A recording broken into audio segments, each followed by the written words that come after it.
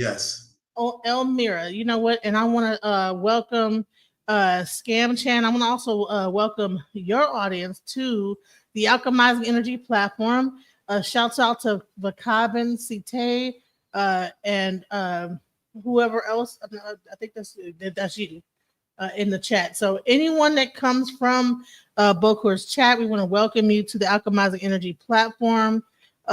We are going to be interviewing Bokor Elmera, and we're going to be talking about Haitian voodoo. Now, he did talk a little bit, in the last live that we did with well, he doesn't like to be called a shaman, but he practices uh uh he's like a medicine man from Peru.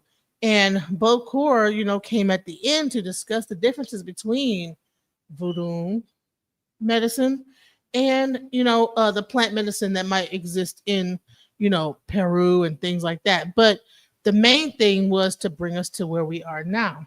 So Bokor, welcome to the platform. Yes. Thank you. All right, I want to give a little bit of background on who you are as a person.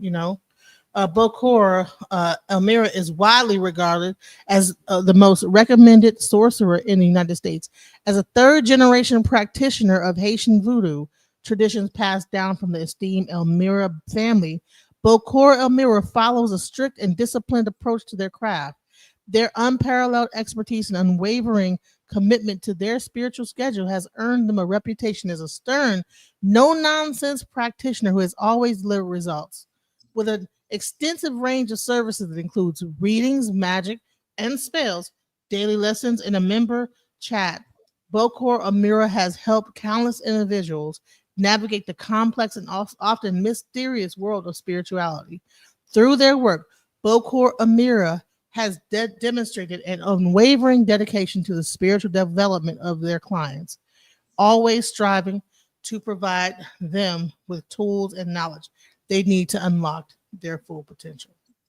Welcome to the panel. Welcome to Thank you Alchemizing for Energy. inviting me. Thank you, Thank thank you. And please, you guys that like love Bokor, please, Bokor Mirror, please excuse me for that flaw in my intro, but I got it right though the second time. So all Thank you. right, let's go. So Mhm. Bokor, could you please just I gave you an intro. Let's even let you really discuss how did you get into voodoo? Well, like most who have family members that travel, you'll find a lot of people that is into the religion of Vodou kept away from it, right? So I came in a family that was heavy into it. My father's side, my mother's side, um, I would say from the time I was young until I was like 16, they kept me away from it, right? Okay, there'd be little mishaps where I would walk in on my grandmother with a bathtub full of leaves, and that was that. So I was brought up in a church. My father was a preacher, but his brothers, and my grandfather and my grandmother, they were raised in the religion of Vodou, right? But my father, he chose to take the path of Christianity. So for me, from the time I was a youngster, a baby, until I was like 16, I was in the church. Now, in the midst of this, I had an experience that kind of, I would say that, well, that's after. There were certain things that sparked my curiosity, you know, uh, in the church, why are certain things the way they are? And what happened was I started doing my research and I started questioning a lot of things in the church. Now, that led to me going out to do my own personal research. And when I found certain things out, that kind of changed my perspective on the religion of Christianity, right? So I had an experience once, and I would say this was my calling because after that experience, I was shooken up and I wanted to learn more about the religion. So what did I do? I went to my uncle's house and I started getting my lesson there. One of my uncle's brothers, he sat me down for a number of years and he was giving me lessons. So I would go there with my notebook and take my notes, and from there on, it was education, education, education, education. Um, from there, then I linked up with another uncle of mine's, and from there on, he started teaching me voodoo as well, but more of the deeper practical aspect of it. Uh, from there, it led to me traveling to Haiti, and then basically learning about the tradition even more. Yeah, but in between that time period, I had my miscellaneous experiences with different people of different practices. So that kind of gave me that universal understanding, and that's how I pretty much got into the religion of Vodou. I can't hear you. I can't hear you. Okay. I wanted to say this. I welcome you to the panel. I actually practice Lukumi, aka Santeria, Ifa, Mhm. and I'm a baby in the religion, so I'm beginning to learn, about other modalities as when it comes down into African spirituality. So I was really interested when I actually ran across your information, man. You're a plethora of information. I just did a live stream with a shaman not about an hour ago. And when it really came down to it, you was able to even let just set me straight. Because what I've been doing is trying to connect everything. Because in my mind, I'm like, okay, all this stuff is connected in some kind of a way. Can't figure out what it is. I'm like, it's all connected. But you're saying, okay, but it's a connection, but there's a difference. So let's discuss the difference between these different modalities. I would say Vodou. Okay, I would say this the part is that we can say there is a connection with Ifa is the fact that in Vodou we have what you call nation, right? Nation is nations. So you find that in every nation in Africa, well, you can say, well, a good portion of the nations in Africa found their way in Haiti. You have some spirit. You have some people that was from Senegal. You have some people that was from Congo. You have certain people that was from Nigeria. You have people from Benin. So Vodou became a melting pot. The connection to Ifa is that some deities of Ifa made their way into Haiti, right? We have Ogu, which in Nigeria is Ogun. We have Shango. Shango is a spirit, may not be popular like Ogu in Haiti, but he made his way from Nigeria. So we have a connection to that innocence culturally in the nationality aspect, right? So that's a small connection. But when it comes to serving spirits, offerings, sacrifice, we do that as well. When we talk about serving spirits, and I see that you mentioned leukemia, same practice. Basically, people they serve spirits, and in a leukemia sense, Santeria, you find that they have a connection to Catholicism, and you find the same in Vodou as well, right? We know the experience is pretty much similar. Africans were brought to the diaspora. Basically they couldn't practice how they did in Africa. So what they had to do was basically camouflage it through Catholicism, and that's how you pretty much had the Vodou, which is similar to how Santeria occurred. The same experience of syncretism. Well, you know what? This chat's on fire tonight. I mean, we have people asking questions. So can you ask him to please explain how other mystical practices like Wicca and Goetia integrate into this whole world of Santeria, voodoo, magic, etc.? Aren't all these spirits similar? No, the spirits are not similar. But what I can say is that there's certain practices that were brought into the Caribbean, via, the Europeans. So you find some people, Rosicrucian tradition, some of them practice Kabbalah. These things have been like brought to the island through foreigners whatsoever. And you find some people that have incorporated that into the mysticism of, Haiti, etc. Yeah. So there was a documentary that came out by Tariq Nasheed a long time ago called, I think, 1804, where it discussed Haitian Vodou and how it came into, based on the African tribes that came there and how they were able to overcome slavery from that. Can you go into that? I mean, was that like a true depiction of what really happened, or were there like some things left out? Of course, they talk about the ceremony of Wakaima, right? This was, a group of people that came together, made their, service to the spirits before war, and basically, how that, all know how that turned out. Basically they unleashed, a kind of, yeah, they definitely did what they did whatsoever, and that is true. So there is talk of like light spirits and spirits of darkness. Now I know that what's her name? It's a rapper. Her name is Azalea Banks, and she practices Palo. Now, would you say that voodoo is closer to Apollo than it is to Ifa, whereas you're dealing with spirits of chaos versus spirits of light? Or like you say you have like spirits, so light is like would be like, okay, you would, instead of like, okay, so say you're going to get into a car accident, right? The spirits of light will deal with the person so that they don't experience the car crash.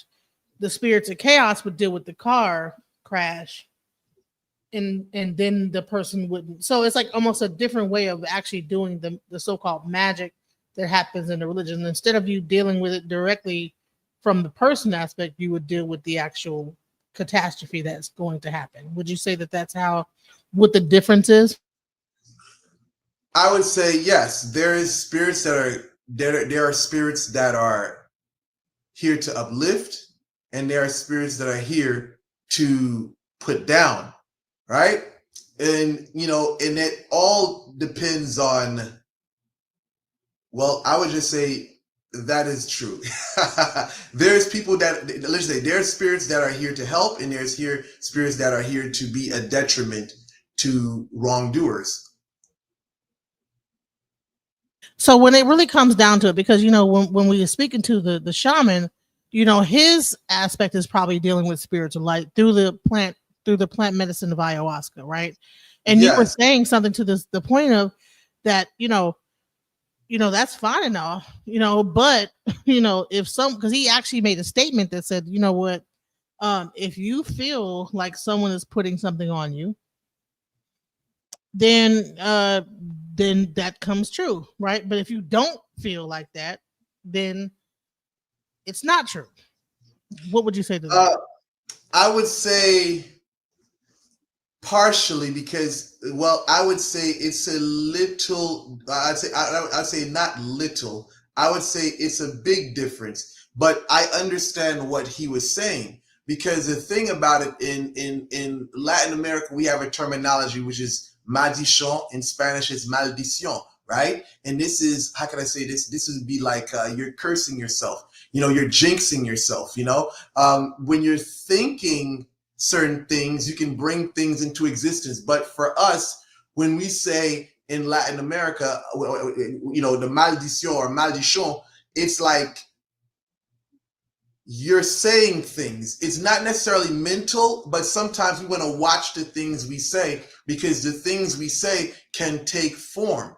And that's how we see it. Thinking, not necessarily, but we usually say it's usually with the words you say, right? But thinking can be looked at as a form of maldition as well, or maldition as well, because it's still energy that is basically bringing things into existence, right? evil eye. When we talk about, malojo, right? Or, we don't have that term in Creole, but, when you're evil eyeing someone, it's like it's charged by feelings and emotions, intent, right? Your intentions. So you're in that aspect. That's not totality of sorcery. That is one part of it. There's greater things that lie beyond that. But yes, he was right in a sense in that category. So what is the difference, right, between religion and sorcery? What is, because I can pray and speak good things to and say, well, God, bring me certain things, or God, I pray to God. Is there a difference between me praying to God versus me praying to a certain other thing within voodoo that might say, okay, I want to bring about a certain thing? What's the difference between, is voodoo a religion, first of all? Number two, is it sorcery? Number three, what's the difference between the prayers that you send up to Jesus versus the prayers that you would send to a deity within voodoo? I would say it's different energies, right? I don't look down upon a Christian or a person praying to Jesus, because that is a deity in itself. When we start talking about names, I mean, names are very powerful. And if you want to go back into ancient Egypt, you'll hear about the thing of Hekua, or words of power. When you talk about different deities, it's like, yes, they exist. Any type of word, I say words have energy, and if you go into the study of numerology, you'll know that. So whether it's God, whether it's Bon Dieu, whether it's Olodumare, I mean, it's like you're tapping into something, but you want to make sure what you ask for is within that stream of energy. So what is the difference between religion versus sorcery within Haiti in voodoo? Now, religion is ritualistic, right? Ritualistic is like, okay, we do things redundant at times, and we do things over and over, right? It becomes a custom, right?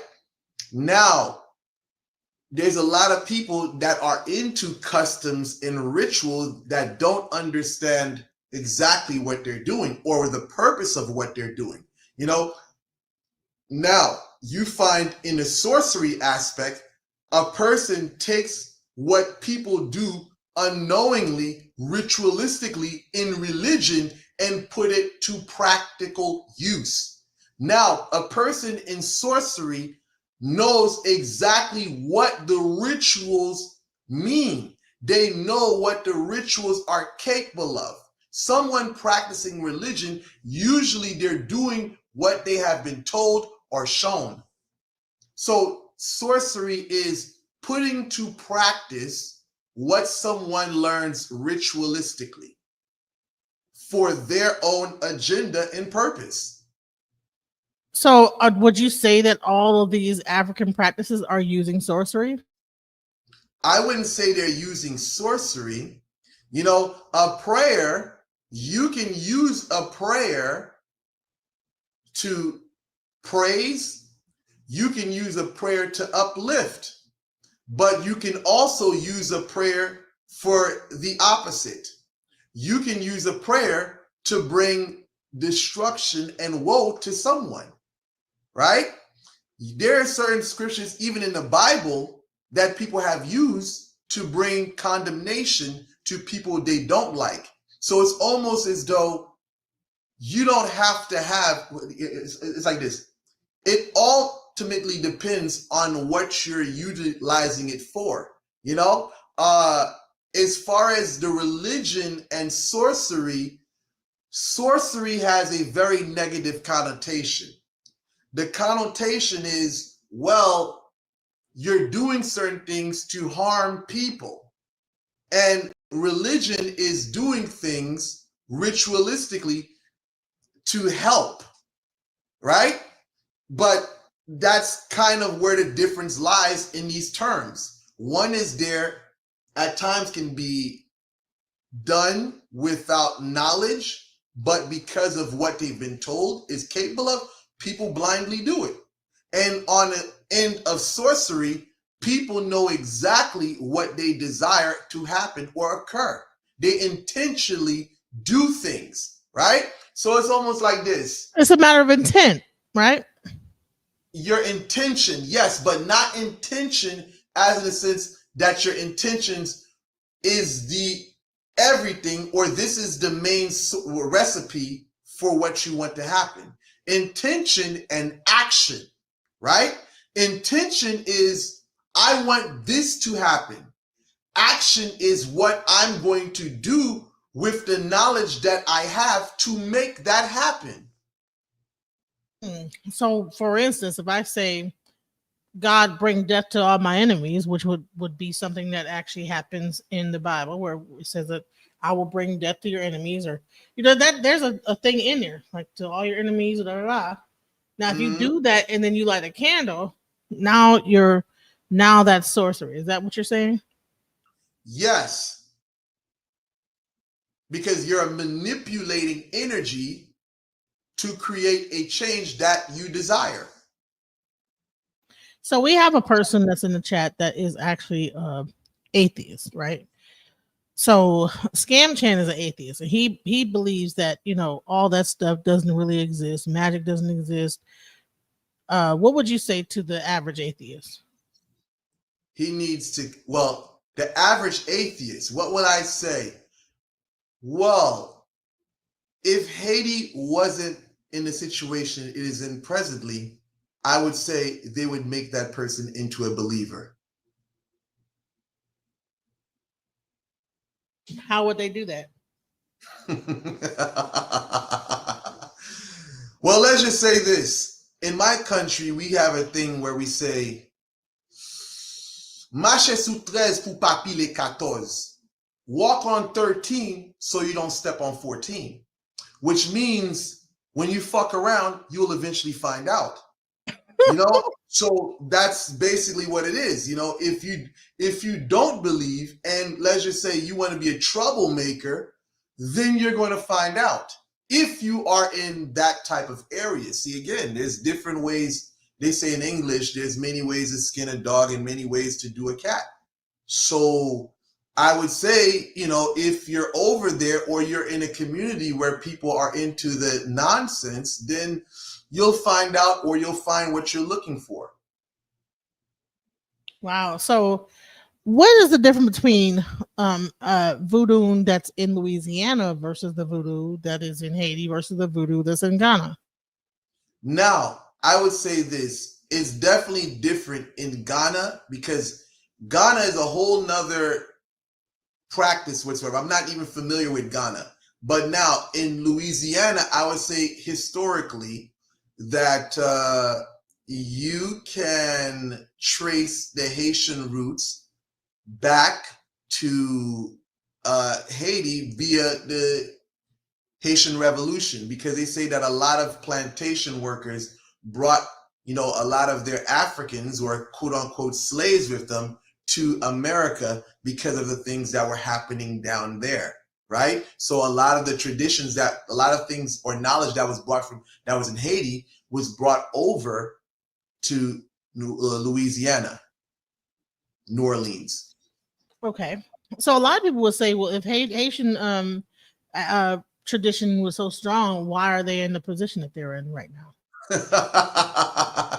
I mean, just look at the politicians. I mean, listen, it's a dog eat dog world. I mean, in Haiti, it's what's chien mange chien, right? Dog eat dog. You have everyone striving to be rich. Everyone wants power. I mean, listen, this Haiti is, let me just say this. Haiti has been on a path of self-destruction for decades, right? And, there's a lot of people that don't like this, but that's the truth. If we look at what we did to Jean-Jacques Dessalines, you mentioned what they call him, the 1804 documentary. We talk highly about Jean-Jacques Dessalines, but what did Haitians do to Jean-Jacques Dessalines, the man who gave Haiti its freedom? They chopped him up into pieces in the marketplace, right? So you look at it, what happened to Jovenel Moïse? the recent president. They assassinate him. I mean, I would say this: if you've seen the pictures of what they did to the president, you would be like, oh my God, you would not be able to sleep for a couple of days because it was that horrific. So when we say if Vodou is so powerful, I'm gonna say this: Haiti's Vodou has turned in on itself. People have used it for their own riches and own personal benefit. I mean, look at it. Look at the gangs today. I mean, there's guys getting shot and the bullets are not penetrating their body.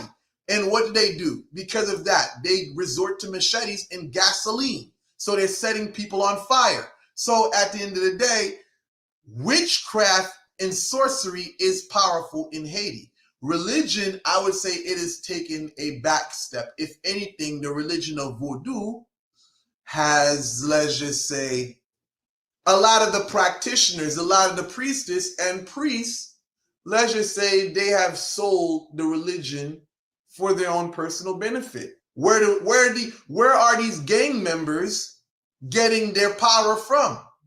A guy gets shot 4 to 5 times and he's still walking. You don't even see any blood coming out of his body. Where does he get the rag that he has wrapped around his arm or the magical rings? He's getting it from voodoo priest and priestess.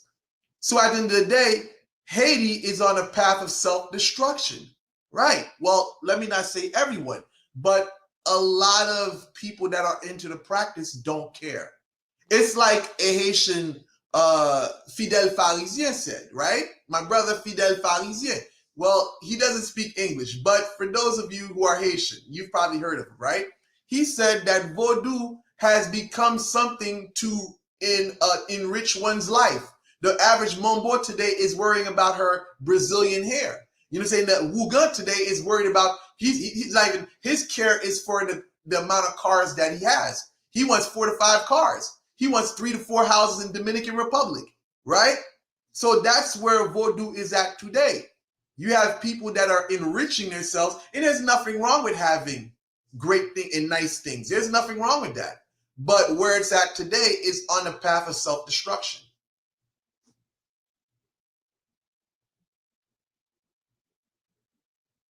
Hello? I'm sorry. Chad is asking, do you know a priestess Miriam from a Voodoo Temple in Louisiana? And, no, I'm sorry. Go ahead. And also working with different light workers. I don't work with none of them, and I'm not familiar with her.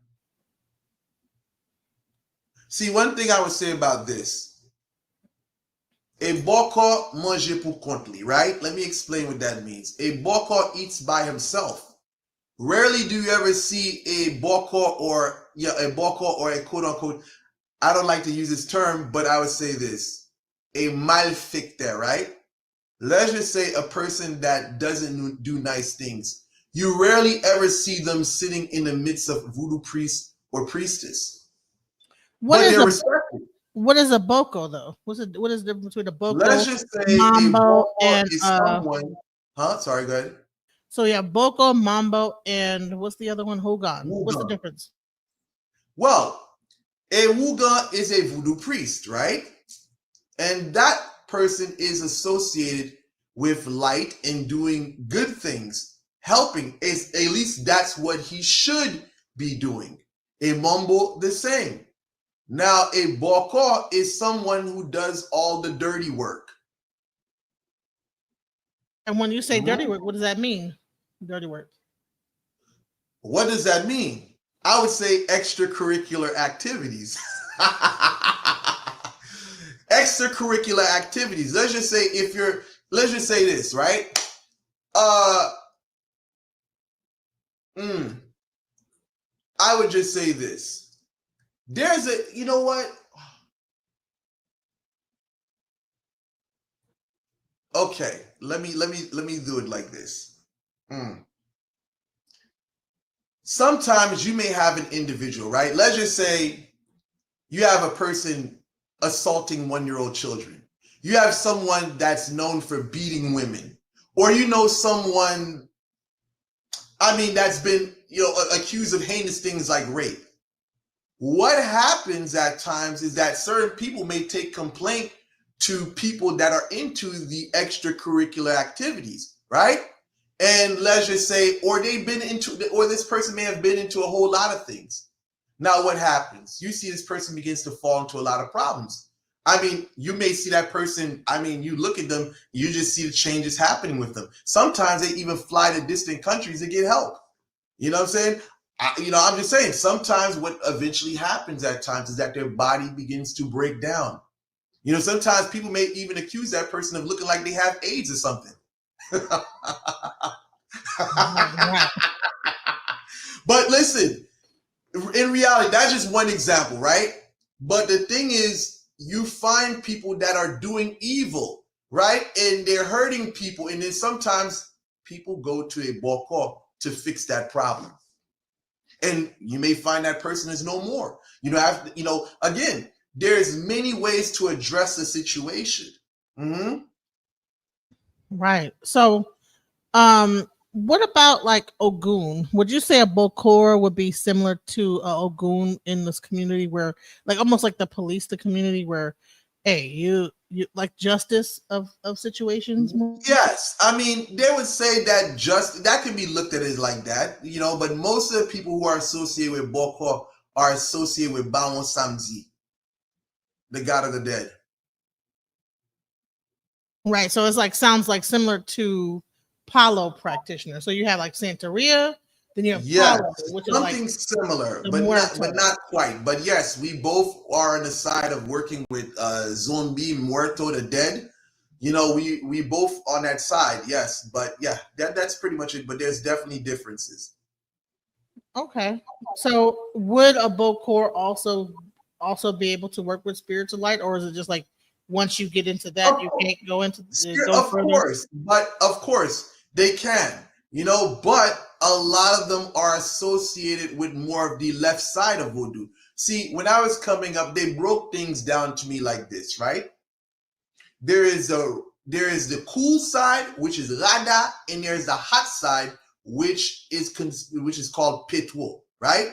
Now, this is what they call rites, Rit, right? Of course, there's different other rites, but when I was coming up, this was what was explained to me. That's the hot side and the cool side, right? Rada, Pitwo. Pitwo is where you find a lot of aggressive spirits, and a Bokor is usually associated with that side. And those of you who who know of Max Beauvoir, may he rest in peace. You know that he basically mentioned that himself. Mm-hmm. Right. So when you deal with these hot spirits, so you're really dealing with the dead. Because what I've understood is that when a human being like passes on, right? There's a certain amount of time before they actually go to the light, right? Would you say that you're dealing with the spirits that are on Earth that have not gone to the light, or would you say that you're dealing with even deeper spirits than that? Okay, here we go. There's different categories of spirits, right?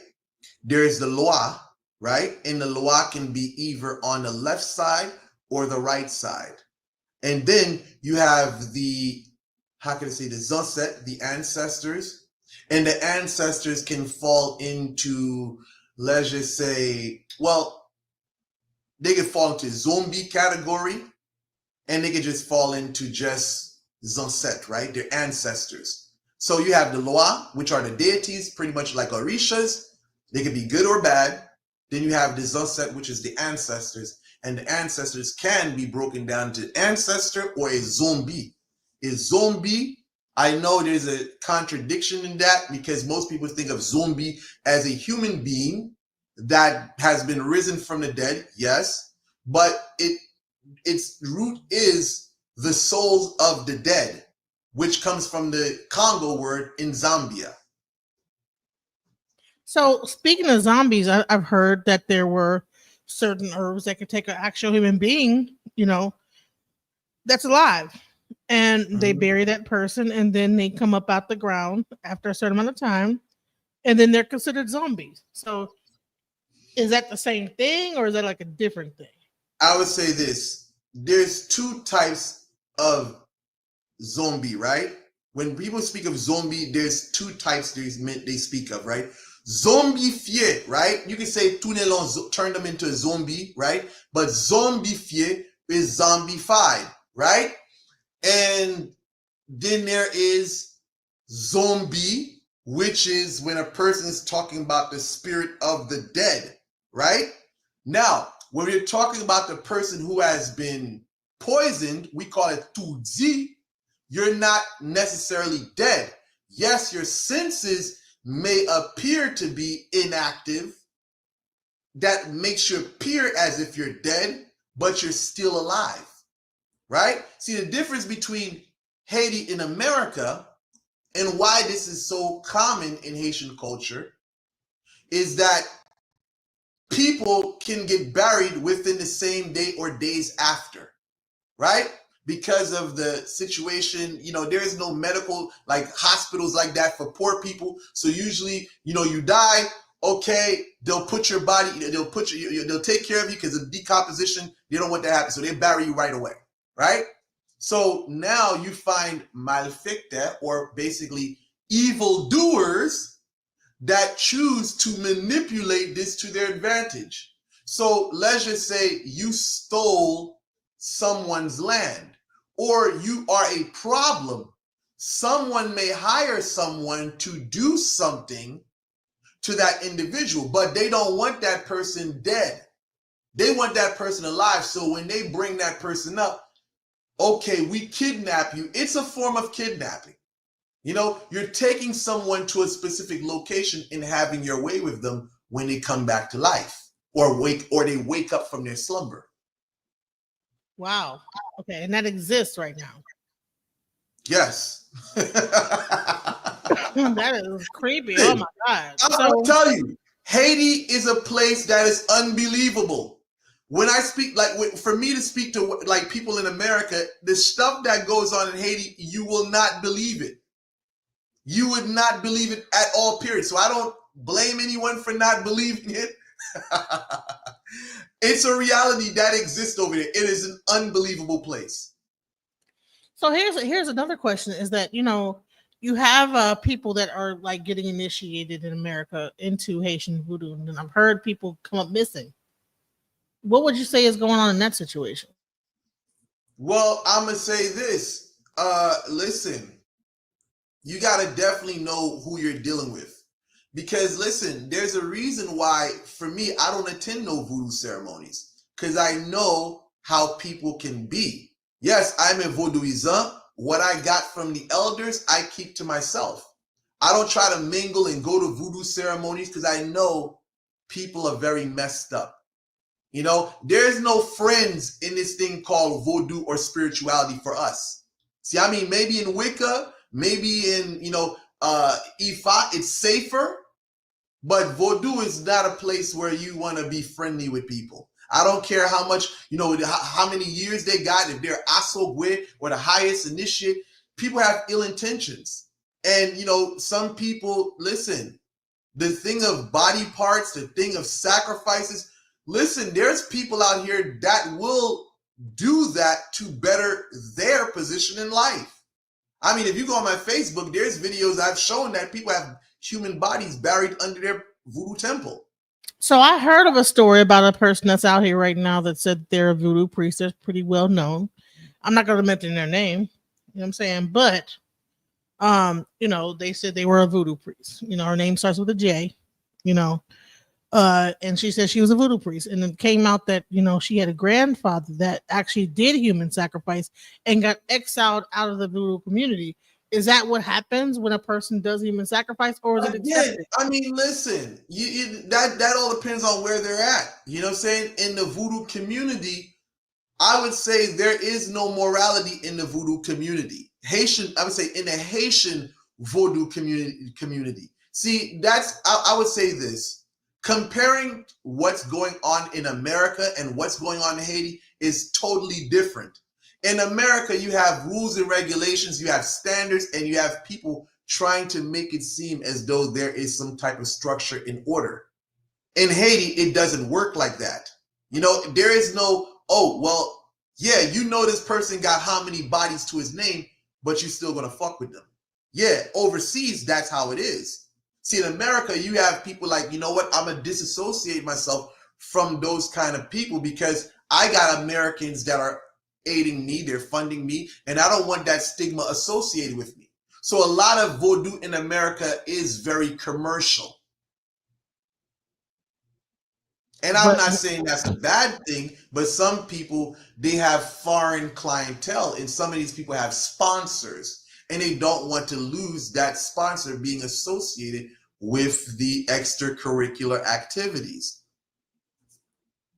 so to be honest, what it comes really down to is when you get into voodoo, is dealing with kind of a spirits that like kind of can get dark and there's aspects that can be light, but really it's their darker spirits, but it really is about justice.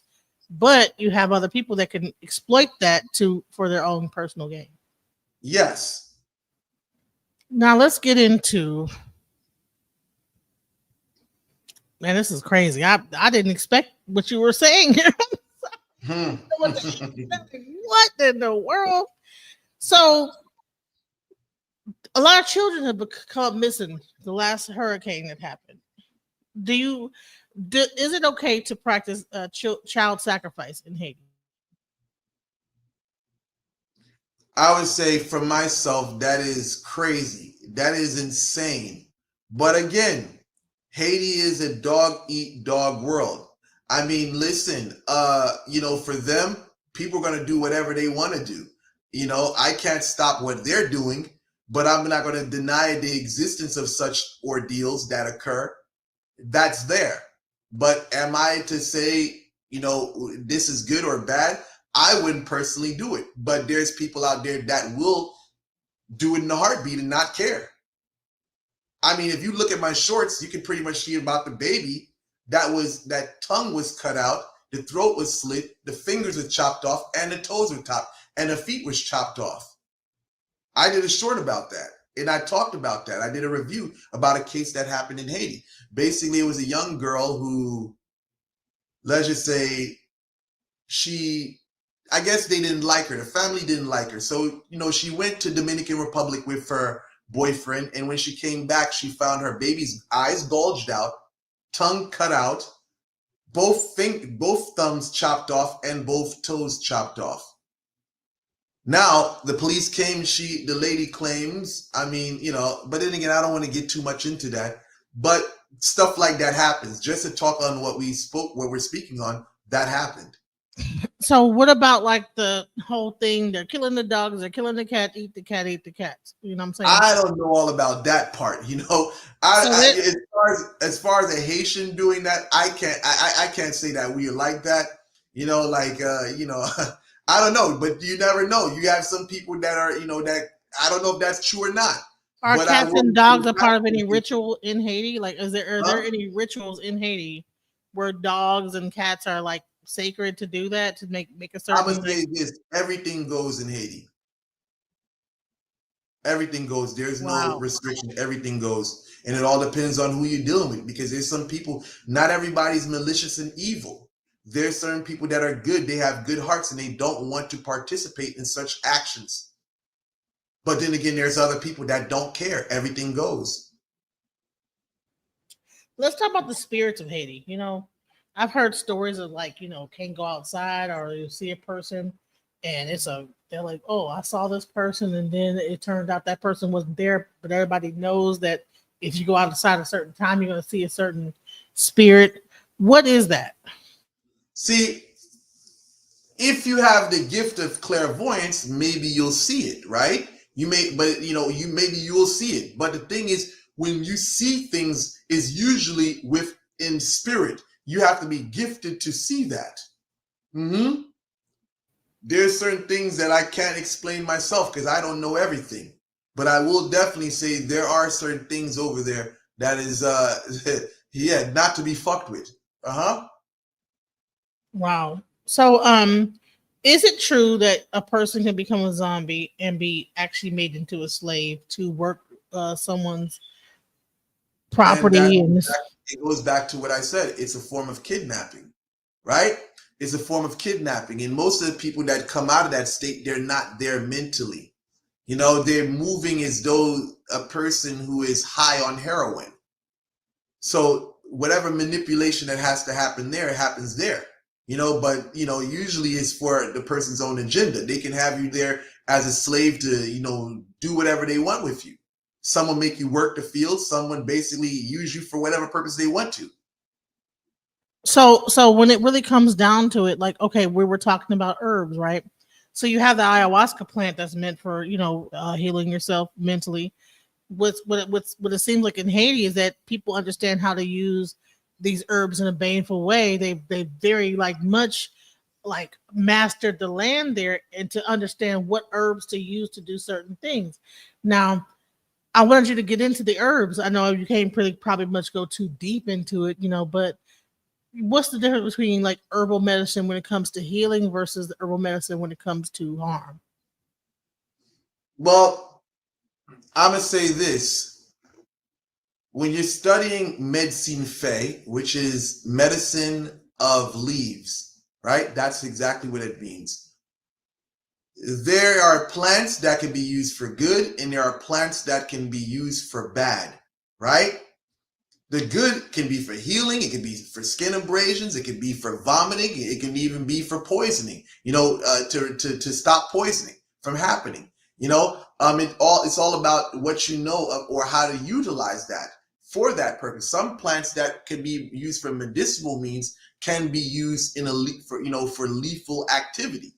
So as far as the herbal stuff goes, yeah, a lot of people drink tea for healing. A lot of people drink teas or do teas and stuff like that for various purposes. But a lot of it, again, most of the time it's for healing, for betterment of one's, santé or health.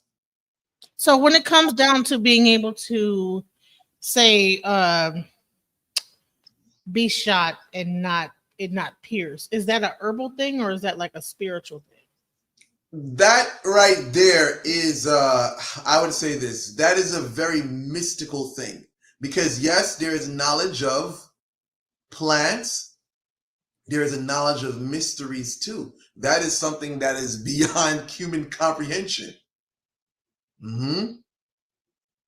So Mm-hmm. recently, okay, what isn't Mami Wata one of the things within Haiti that people like? Is that Well, something? Mami Wata, that is not a spirit in voodoo, right? But the symbol, I would say, is that would be la sirene, or in Spanish, la sirena, right? That is the mermaid spirit. So recently, we've been seeing like a bunch of like reports about UFOs coming about the water.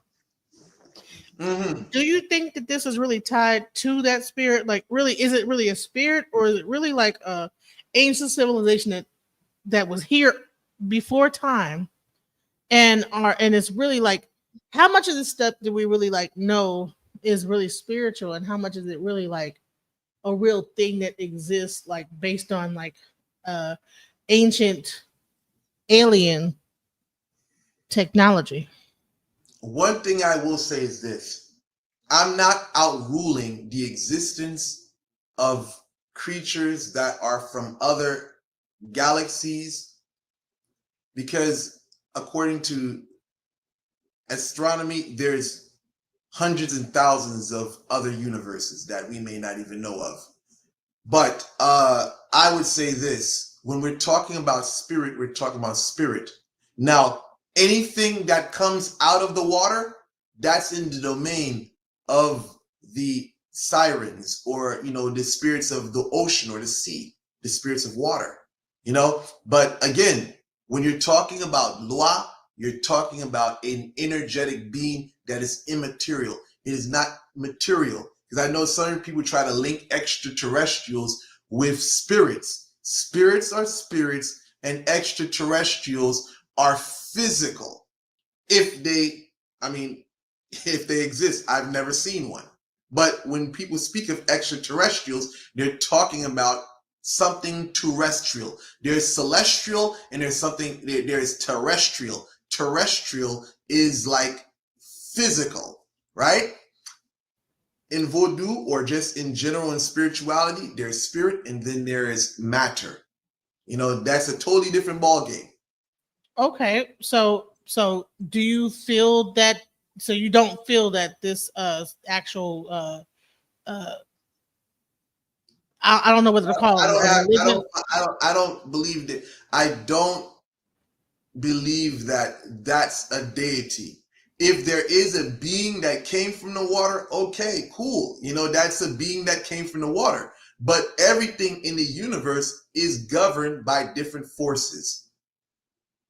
So regardless if it is an extraterrestrial, it is always going to be under dominion of forces beyond them. Anything on this earth, whether it's plants, whether it's rocks, whether it's human beings, whether it's animals, everything has a rulership. So okay, you say you are a Bokor and you deal with the darker spirits. How do you stop those spirits from attacking you? I would definitely say, stay protected via prayer, whether you're burning or serving your ancestors or the loi. Continue, because that is your best defense.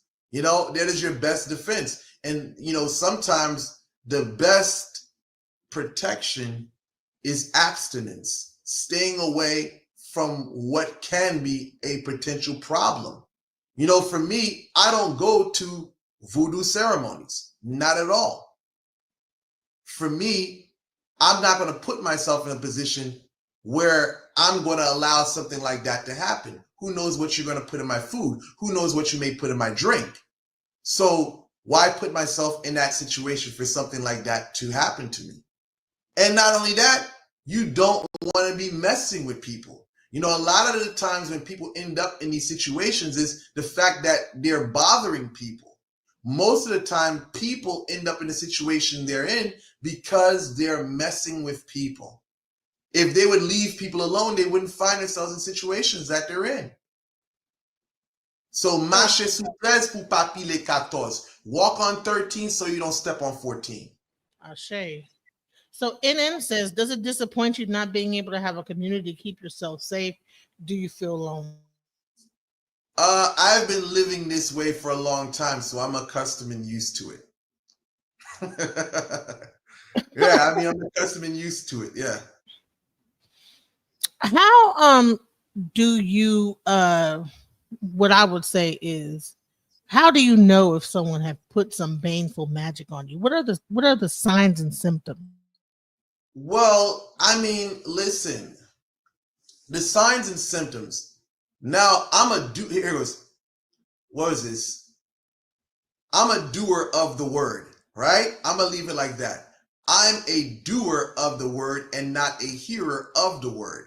So I can only speak as the person. Well, I'm not going to go too much into that. But as I said, I'm a doer of the word and not a hearer of the word. So I'm going to speak as a doer of the word and not as a person who is a hearer of the word. Okay? So listen, when we're talking about what a person experiences, what I've seen with my two eyes, listen, you may see headaches, migraine headaches. Of course, there is medical reasons for that. But when you have an artificial headache, it can be just as a regular headache, but it has a spiritual source, right? Migraine headaches, that's one. Weight loss is another. Like I said earlier on, I gave an example. Sometimes people can look healthy, and as time goes on, a year goes by, 2 years go by, you start seeing that person begins to lose a lot of weight. It's like the movie Thinner, the Stephen King movie Thinner. That happens. Someone can place a zombie on you, or muerto on you, and it sits on you. And as time goes on, you start to look different. I know one person recently that was talking about, they think somebody at their job has a spell on them or a curse because, listen, they went from a normal looking person to their whole face swelling up. I remember this guy on the internet. I think his name was E.A. Coed, white guy and everything. He was a very popular YouTuber. You know what I'm saying? Listen, this guy got up online and apologized to the Haitian Vodou community. I don't know why he apologized though, but he got up on online it was like he was making fun of somebody online. I'm just gonna give you a story. This guy was making fun of some, some Haitian person. I don't know who that person is like that, but he was making fun of some Haitian person, and that Haitian person warned him, right? That Haitian person was telling him, like, chill out, be easy. And then what you start seeing, like 2 or 3 months down the line, the white man's face starts swelling up, right? And what happened after a while, his face started looking oily. This person started looking out of character. And then, totally different. This guy was slurring his speech and the whole nine. Then one day he gets up online and says, oh, he made a video talking about why I look like shit, right? And then out of nowhere, this guy gets up online and apologizes to the Haitian community. And he says he's never practicing Haitian voodoo again. You know what I'm saying? Stuff like that happens. But yeah, I mean, that's the sign. You can look at that as a sign of what can happen. Then you have another instance where basically some people get into accidents, right? It can be accidents, you're driving your car, whatever accidents like that happens. Sometimes you can get hurt at the job. That's one thing. Health illnesses. Sometimes your body, certain organs start having problems. Your heart. You can have heart problems. You can have like intestinal problems. You never know how this thing is going to hit you. So there's a lot of ways that this thing of black magic can hit you. I even heard of a case where a female got crazy one time. I guess she had black magic on her, and she took a gun and shot the guy in the head. The guy lived though. You know what I'm saying? But I mean, it's just crazy stuff like that. They say that she had black magic on her, some type of breakup spell. So Jaguar Wright, she said she was a voodoo priest, right? Now there's a lady named the Governess who said that she put she made a cow tongue and put something, I don't know, said some things into the cow tongue and buried it or whatever, and that made her spiral into insanity. I mean, listen, things like that from my experience and what I've known, things like that is possible. I mean, I would say if we're speaking from a magical standpoint, some people are going to say, where's the evidence? I'm just saying, I mean, you can believe it doesn't exist, and, everybody's entitled to what they want to believe. But I mean, from my experience and my culture, many people would say that stuff is possible. So not to be saying that like a cow tongue, like I would say, would you say that that's a normal thing, like a cow's tongue, or is that like some other practice? I would definitely say everybody's, if you're from Latin America, you definitely know that that's a heavy thing that's done in Latin America, in Latin American countries. You know what I'm saying? So hey, I can't outrule that. That's practice all around Latin America. It's called a la lingua, right? The lingua. Right. You can say that. Interesting. So, someone says, why do you think some people are able to use voodoo to get ahead in life, while others also practice voodoo and they seem to always be struggling or not benefit in the same way from it? Okay, I'll say this: there's people that practice not to become greater in life. Some people just practice because they want to practice, right? And then there are some people that don't know what they're doing. Or they can be people that have gotten a fake initiation, whatever, and basically, if not a fake initiation, the person who initiated them brought them into the tradition and they didn't know what they're doing. Now that person's life starts falling apart, right? Your initiation can be bad and that can affect your life and your well-being, right? Again, and there are some people that know what they're doing and they make a living off of what they know, so then there's some people that just use it to better their chances in life. They have the right type of formation. You're formé bien. They've been formed correctly. So now they have that connaissance, the knowledge of how to make things work for themselves. And that's why when they go into business, they're successful at it because now they're doing their rituals, they're serving correctly, and now their money coming in, their business is thriving. Well, one thing I can see even from you is that you don't look like, I've heard stories about, people that practice like, darker things and they start to look like deteriorated, look jacked up. What is the difference between a person that ends up looking all messed up because of what the work that they're doing versus how you're doing the work, but it might be not affecting you? I'm gonna say this. We have a saying in Haitian Creole, faut respecter principes, right? You have to respect the principles, right? See, a lot of people, they're just doing stuff, but they don't know what they're doing, right? You know, it's like this, man.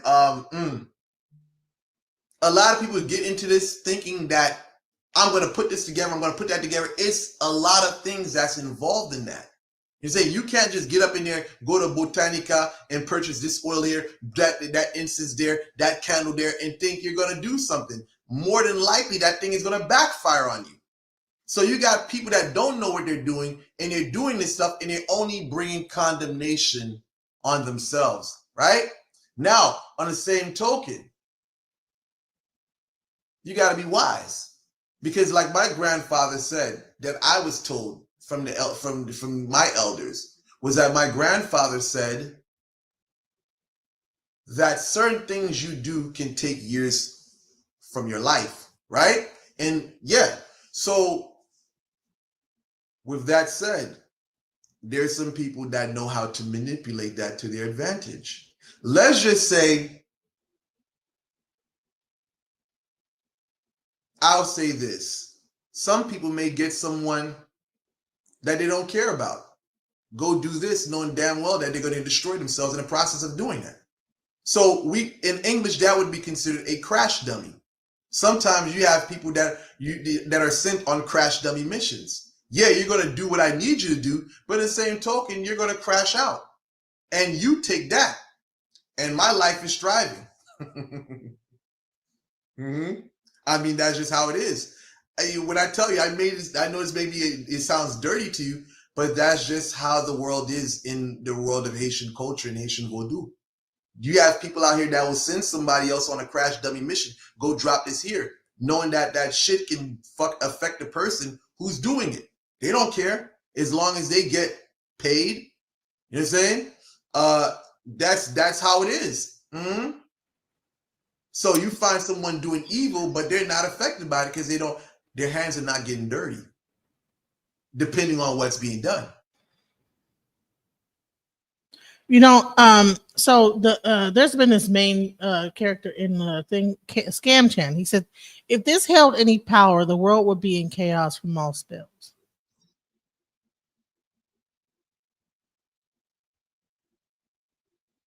What's your opinion on that?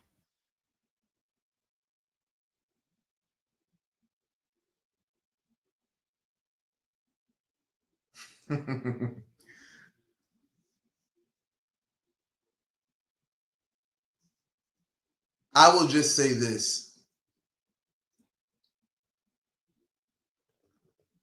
As far as that's concerned, there's things that happened, and I'll leave it like that. There's things that has happened, right? Now, I'll leave it as that. Mm-hmm. There's definitely things that have happened. And I would definitely say it's not good. In the hands of the right, let me say right person. In the hands of the wrong person, things can get worse than it is. And you'll be surprised at how many people behind the scenes are doing this shit. Wow. Mm-hmm. You know what I'm saying? So are Bokors chosen from birth? I mean, listen, if some people believe in predestination, then I can look at it like that. I mean, I came from it. In according to my tradition, they'll say that you're chosen from birth. If you come from a Vodou family, that's what's going to follow you. You know, I mean, for me, they try to keep it from me. I mean, but then here it goes. I found out what it was, and then I started getting in contact with people. And then when they saw that I was really good at what I was doing, that's when they opened up a little bit more to me, family-wise. But again, everything was chosen before I was even born. I just would say that maybe it was my calling to do what I do, because when I was a kid, my grandfather called me Chef Bunzi, which means chief of bandits, chief of thugs, chief of gangsters, etc. And he saw that in me as a child. I had to be about 5 years old or so. That's what his name was for me, Chef Bunsey.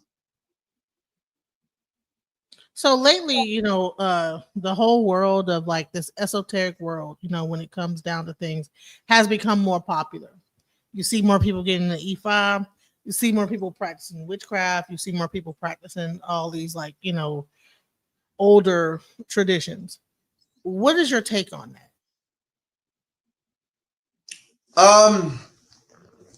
My take on that is get into it for the right reason, right? 1 second.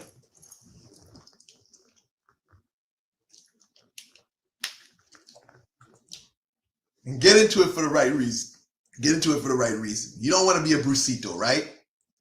A brucito to me is this. Okay, well, a brucito is, let's just say this. You get yourself into difficulty. Now you want to run to a religion for protection, right? You're out here, you're claiming to be a big bad sorcerer, and now when shit gets on you, that's when you want to throw ilikes on. You want to say that you're into this, you're into that. Get into the religion for the right reason, right? You know what I'm saying? Yeah, you want to get into religions for the right reason. You want to get into it because that's your calling. One thing I see today with the trend of these religious practices is that a lot of people are getting into it for ego's sake, right? And I would definitely say that I see that a lot in. I rather not say that about speak on other traditions, but in some traditions, I see that a lot of people get into them so they can say, I'm this priest or I'm this priestess, right? And they do all types of things, and I would say that's for the wrong reason. See, in my world, where I come from, if you're just talking air, someone's going to show you. You know what I'm saying? Someone's going to show you what this stuff is really about. Mm-hmm. Yeah. So, mm-hmm. What about sex magic? Does that exist? I mean, sex magic, that's a very taboo topic. I mean, listen. It's taboo? All this stuff you talk about Haitian stuff, that's gonna be the thing that's taboo? a taboo topic because we're in America here, and I would keep it limited whatsoever. I would definitely say it's there, and it's always for. I would just say this: the end justifies the means to some people. You do for me, I do for you. Do you think that you utilizing, fluids, is a bad thing? I Good look at thing? like from what I can say is this: it's never for the reasons that you think. I would say it's for whatever purpose the individuals have or the objective, but it's always in my world is for a purpose. It's like we say boucante, right? It's like an exchange. You know what I'm saying? You want this to happen and that right there. Mm-hmm. Mm-hmm.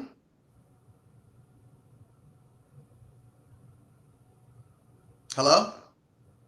Scam Chan, I'm sorry. Welcome to the chat, Scam Chan. He's been very active in uh, you know, uh in the chat room. So I wanted to like allow him and whoever else, to come up and ask you questions. We're at we're into the first hour Marcus interview. After that, we allow the audience to join. So if anyone else wants to join, I put the link into your chat on Facebook, also on YouTube. So anyone that's on Facebook and YouTube on Bokor Elmera's thing has the opportunity to join as well. So go ahead, Scam Chan. Did you? What? Ask him a question now. Hello, hello. Yes, I can hear you. So the things you're talking about, are they just limited to Haiti, or all the things you're talking about can happen anywhere?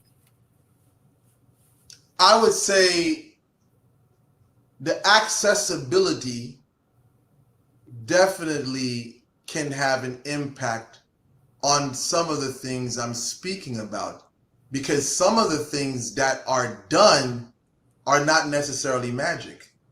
Some of those things are just knowing the knowledge of things that are lethal to the human health or human body.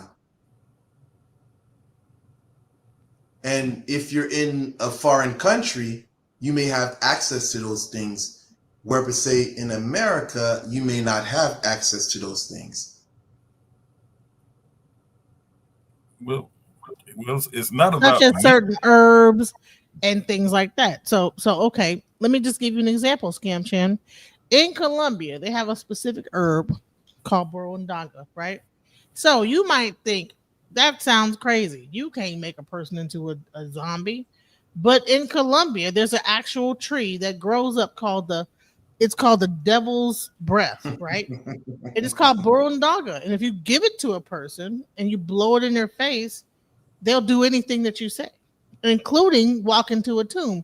And this particular herb was used for the kings in the Aztecs, that when a king died, they would blow it into the face of all his wives and they would just walk into the tomb and die with the king. So this is not just all just hocus pocus. Some of this stuff is just real, actual, like practical things that just people knew how to do. You understand what I'm saying? So everything is not hocus pocus. And it's like this. In slavery, when the slave masters, we have a guy named Macandal, Francois Macandal, right? He was burnt alive because of the rebellion he started in Haiti, right? Most people don't talk about Francois Macandal. But what did he do? He poisoned the water that the French were drinking. And he would lay certain things down in the bed of the slave masters' wives.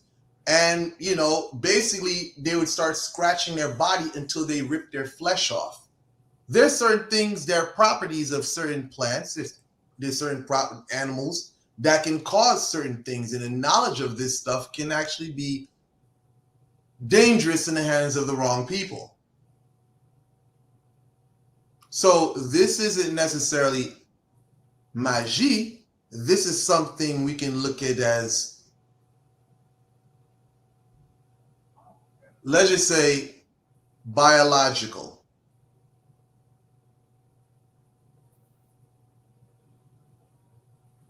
Are you with me?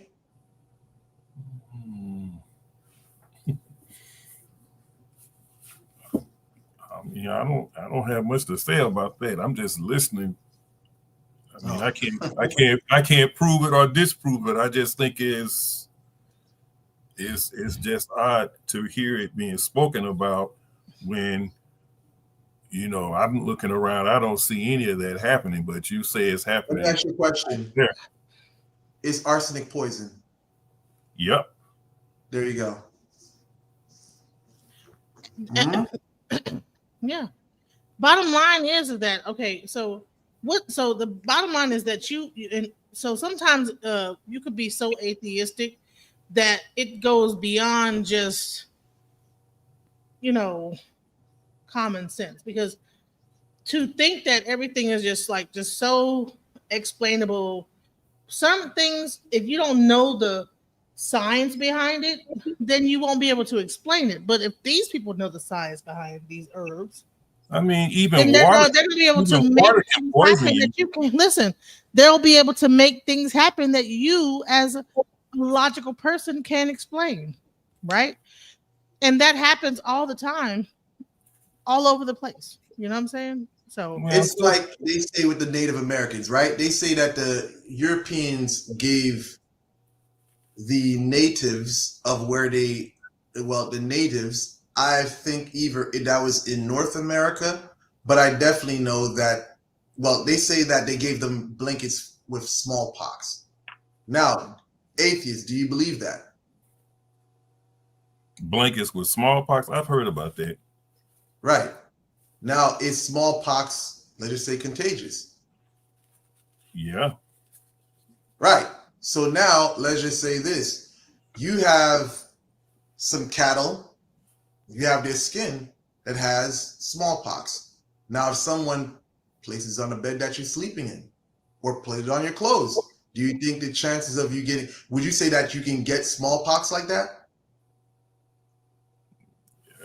Chances are good. Right. So there we go. I think that people, like, when they think about voodoo or voodoo, they just only go into the aspect of it. It is way more deeper than that. It's a combination of things. There's a level that's spiritual, and there's a level that's scientific. Well, I'm all about the spiritual part. I don't see the spiritual stuff people are talking about. Well, you're talking about diseases. You're talking about diseases and like they have a cure for smallpox. There's a cure for smallpox. Because the thing about it is, you think of what you've been told about voodoo. You have a Hollywood perception of voodoo. Again, let's just say, yes, you have a Hollywood perception of voodoo, right? And it's not exactly that way. It's not. See, voodoo, again, we have to distinguish between religion and what we call malficte, the business of malficte. What does malficte mean? It means the business of evil doing. Now, the business of evil doing, that's some people have associated that with the religion of voodoo. That's why the title of this video is Haitian Vodou, and the Haitian Vodou religion or sorcery, right? A lot of people they put into the category of sorcery are into the business of evil doing, right? And the business of evil doing isn't necessarily always magic in Haiti. And I specifically say that in Haiti because nobody in America is doing half of the stuff that's going on in Haiti. If you were, you would be arrested and buried under the jail. And I would also say, like I said, when people think about, even in Africa, right? They'll see a person dancing dancing and stuff like that, and be like, "Oh, well, that's, But when you see it's so there's the overtone of the magic of how did this person do that, but then there's the undertone of the mystery of they know how they did it, but you don't know how they did it. So see, the thing about okay. Go ahead, I'm listening to you. I was saying, and welcome Napa. So Napa is actually the reason why you're here, sir. So I wanted to give her shouts out because if it wasn't for her, I had no idea who you were. And shouts out to Napa. This has been the most awesome interview I've done, because in a long time. Because I'm like, man, I did not know as much as I'm finding out here. Go ahead, Napa. Yeah, peace to you, Genesis, and peace to your guests. Yes, I actually am a longtime subscriber and watcher of. I don't know how to address you. Is it this is Elmera or Leonard? Elmera? Okay, yeah. And I'm glad that you got to sit down with her. She works fast. I just showed her your channel 2 hours ago. Yes. So I said to her, I don't know how it had to be spiritual that I didn't even think to tell her. She's been interviewing so many different interesting people, and she is a practitioner of Ifa, and I don't know a lot about it, but I do find a lot of your information really intriguing. And I just came up to because she asked me to, and I want to support her. And also, I don't know about the other gentleman. I don't want to leave him out of the conversation. I'm sorry.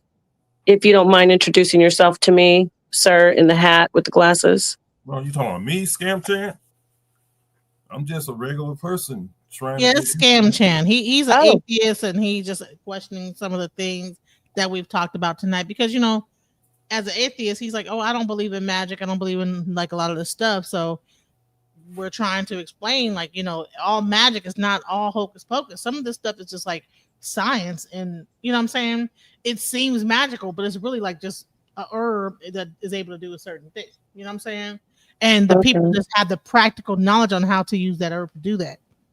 and not necessarily kill the person. You know, they know how to give it just enough to like, okay, we'll put you in a certain boom and whatever. You know what I'm saying? But then there's also herbs that will do something else. You know, and that's all this really is. It's like it's energy. Herbs, all this stuff is. And my thing is, I don't understand how, even as an atheist, you don't. Well, maybe because string theory has not been proven yet all the way, but there is a such thing as string theory and about vibration and about like sound and vibration. So when a person is saying a certain thing and it goes into your mind and you begin to believe that thing, then that thing could come to fruition. Sometimes they could be putting that energy out there and you don't even know it. But the fact that they put that out there, that vibration of that energy can like affect you as well. So that's what we're talking about, is that everything is not always about like just what could be seen, you know, and a lot of times, you know, we get so deep into, well, it's either like fact or not. And it's like, well, there's a lot of things on this earth that are unseen. So it's not realistic to think that there's things that are unseen that can happen.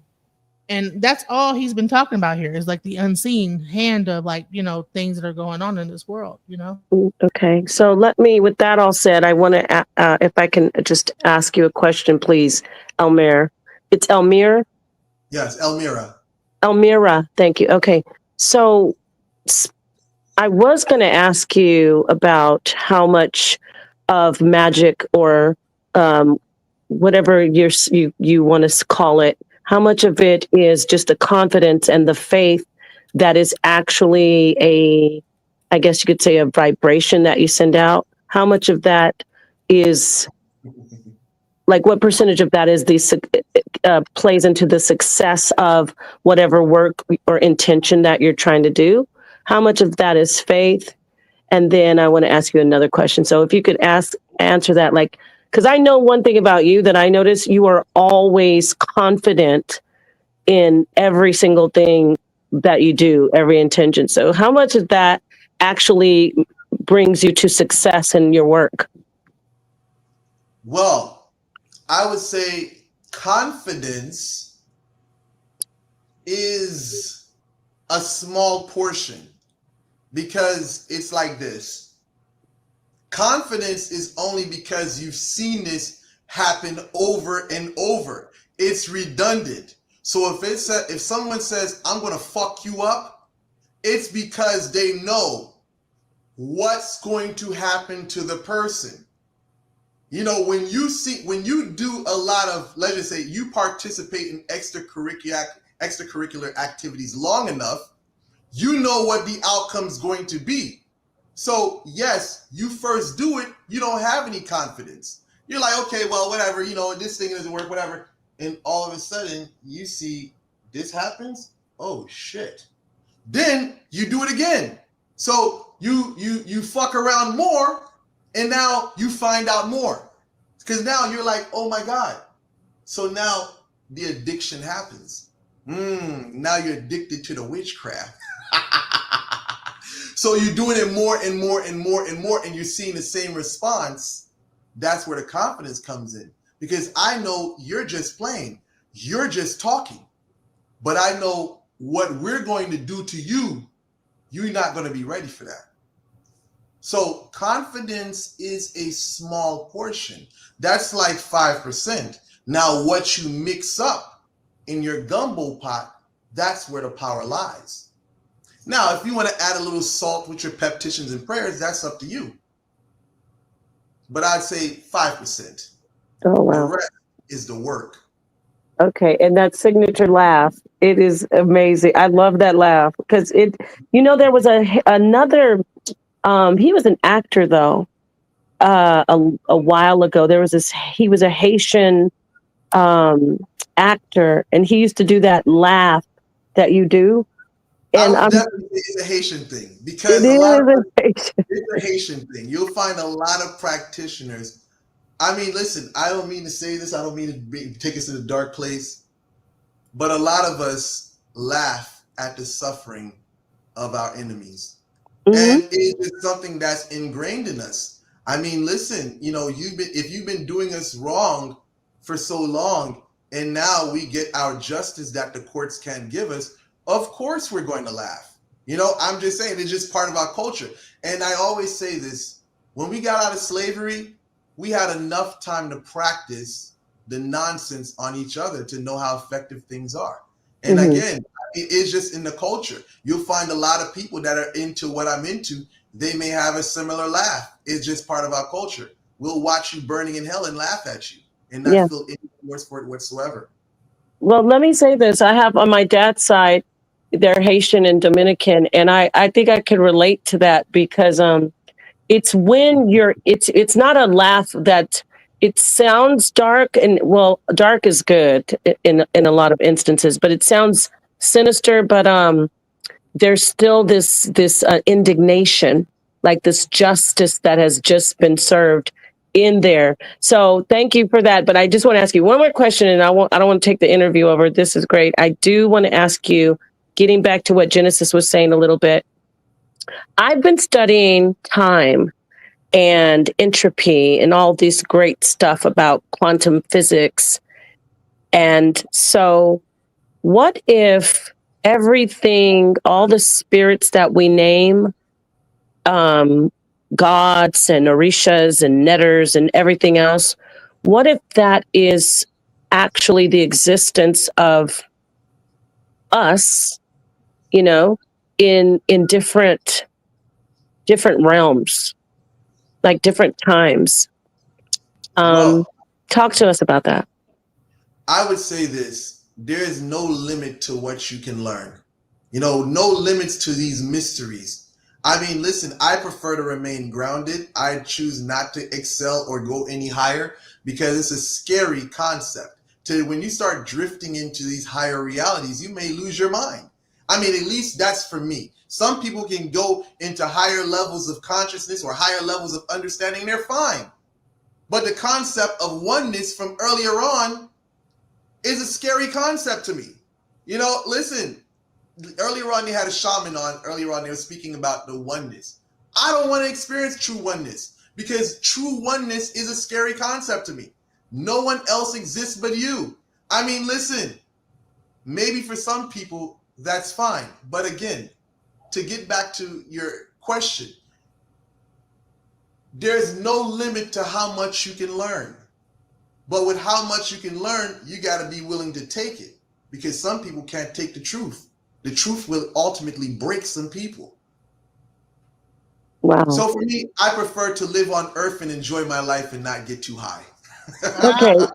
One last thing, and then I'm just going to fall back. Listen, I like these questions you're asking. You ain't going to fall back. Okay, I don't want to. You know, this is my friend up here. I don't want to take it over. I've been asking questions for an hour now. Like, listen. Oh wow, he's probably tired of it. Okay, but let me ask you. I'd like to. No, listen, he said that he was down for the smoke, so we here to ask the question. So come on. Okay, awesome.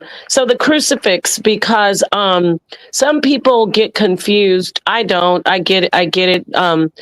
I know a little bit about what my friend Genesis is a practitioner of. She's priestess of Santeria. And then, of course, there's Vodou, and it's all in the same island of Hispaniola, right? So tell me, what does a crucifix mean to you when you're wearing it, not really being a traditional Christian? The reason why I have D-U-M-E tattooed on my fingers. What does that mean? If you're into hoodoo, if you're into, workings and you're working candles, then you know what D-U-M means. It means destruction unto my enemies. So Bawon, yes, in our cultural tradition, the cross for Bawon Samedi, or the god of the dead, is the cross, right? So usually people who serve Bawon, you know what they're about. So for me, that's just a symbol. If you know, you know. If you don't, you know. You don't, you don't. You know. But what it represents is my profession, what I stand for, what I'm into. They say, see, you know what? I'll just leave it as that. Yes. Now listen, I was gonna say this is that Nepal. I was talking about how people are able to use the Bible and be able to cast spells through the Psalms and the Proverbs. Is there a thing that's connected even to voodoo with the Bible and casting those spells? Because I've seen people in Louisiana that are voodoo practitioners go into the Bible and then take out what's the damn the Psalms and Proverbs, because those are like, they say it's a book of spells. So what would you say about that? Well, I know, that's a little far-fetched with the book of spells, but some people, in a voodoo sense, people can use scriptures from the Bible for just moral lessons, right? That's one aspect, right? Now, there are some people that may use certain books of the Bible for chants to bring down the destruction of their enemies, because they're like prayers for some people. Just like you have some of these books in the botanicas, that have different prayers, recitations and stuff like that, saying oration, whatever, they're used for different purposes. So some people could take certain passages from the Bible and basically say those things to help or to bring condemnation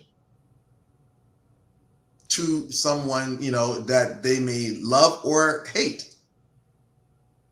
Do you ever study grimoire, like that type of, like, what about spell books, real spell books? Like what is your take on that? Do you have anything specifically that you look into, or that you say, go read this or study? No, because we have a saying in Haitian Vodou, "Pas gen livre non Vodou," which means there are no books in Vodou. Basically, yeah, you can write your own notebook, but the thing about it is everything comes from your experience. Now, someone can give you a little game here and there and say, well, this can do this can do that. But ultimately, Vodou is, let me say this. Let me say, in the business of magic, it's about experience. And we can say that even in the religion aspect of Vodou, it's all about experience, but that's what they say, but a lot of people fall into the whole ritualistic aspect where it's redundant. But the thing about it is, there's no books in Vodou. That's the saying that we say. I knew you were going to say that. I'm just throwing these questions out for people to get what you teach. I want you to also, I don't know if she touched on this, you are a bit of a relationship advisor. I see you doing a lot of information on, not the typical like love counseling, but you give a lot of advice that is very unconventional. If you don't mind, I don't know if I'm putting you on the spot, but you had this short that I saw, and I'm trying to remember what it's about. It is titled "Give Her," what is it? "Give Her Fake Jewelry" or something like that. Sometimes, listen. Okay, yeah, listen. Yeah, I love it. I'm clowning around. No. First off, listen. I love the shorts, and that's your personality.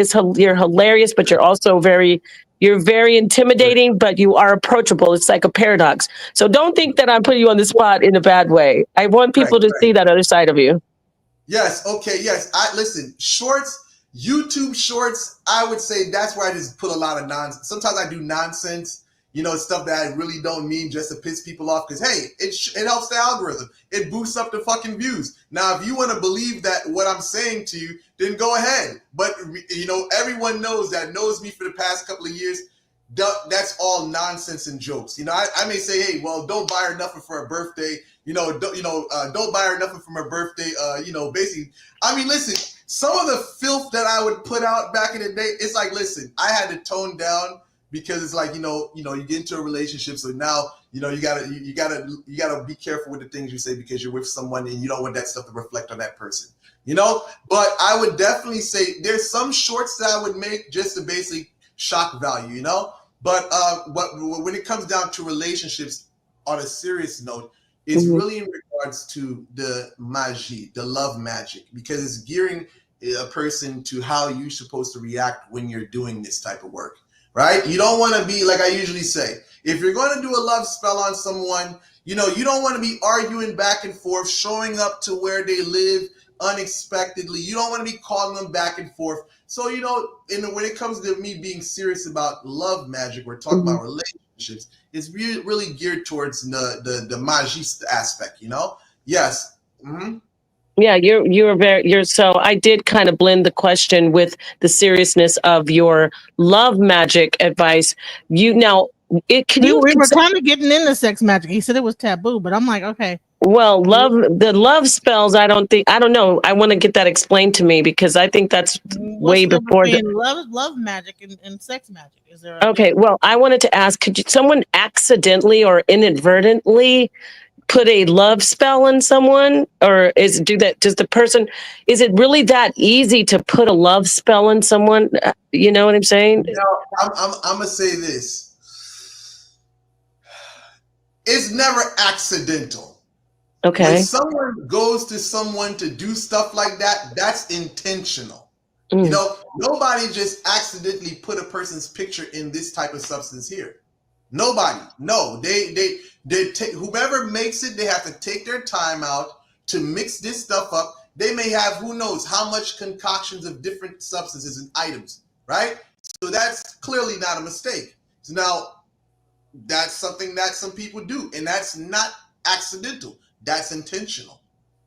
Wow. So so people can actually, if they wanted to learn this information, what would you warn people? Well, I know you already did a little bit right now. You made you said some things about don't basically become a stalker, but I do notice you do have some information where I don't know if it's like warning, but you tell people know what you're getting into, right? Can you explain what you mean by that when it comes to love spells?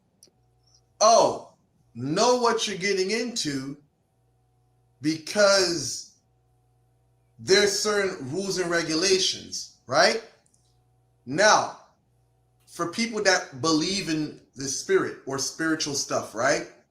Now, there's certain beings that you may make a contract with. And that being's contract is you cannot step outside of the relationship or else you're going to get fucked up. Now, I tell people I've never done witchcraft a day in my life. But now listen, there's a story, here it goes. I remember this. I know I got so many stories, so excuse me. I'm just trying to go in my mental library and pick out one.